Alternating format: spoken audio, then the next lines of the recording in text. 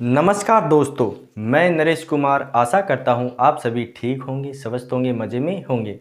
तो हम पिछली कक्षा में उपसर्गों पर चर्चा कर रहे थे। तो हमने मूल उपसर्ग 18 मूल उपसर्ग तक देख लिया। अब 19वां मूल उपसर्ग देखते हैं। अब क्या है उपसर्ग है, तो इनके उदाहरण क्या हैं? अवतार, अवगत, अवगुण और अवज्ञा हैं। इसी प्रकार सुउपसर्ग है, सुधार, स्वागत। यहाँ पे क्या है? संधि नियम लागू हुआ है। इसी प्रकार सुगम।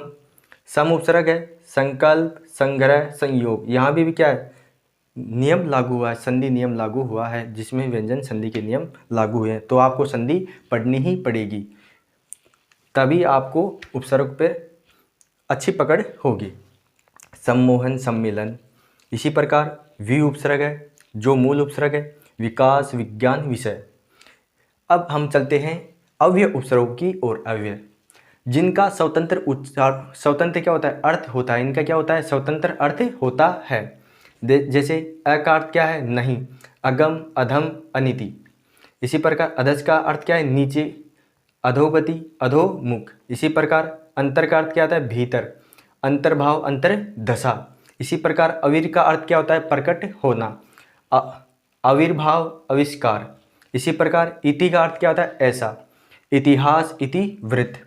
इसी प्रकार कु कु का, इसका कु का क्या का रूप भी होता है, कद भी रूप होता है। जिस प्रकार देखते हैं कुकर्म, का पुरुष, कदाचार। तो ये हमने देखे उपसर्ग देखे हैं, जिसमें से हमने मूल उपसर्ग 22 देख लिए हैं और हम अवयव उपसर्गों की ओर चलते हैं। हमने 6 उपसर्ग देखे अवयव उपसर्गों की, तो एक बार और देख लीजिए।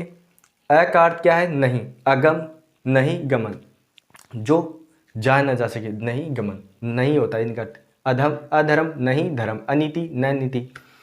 अधस का होता है नीचे की ओर। अधोगति, अधोमुख।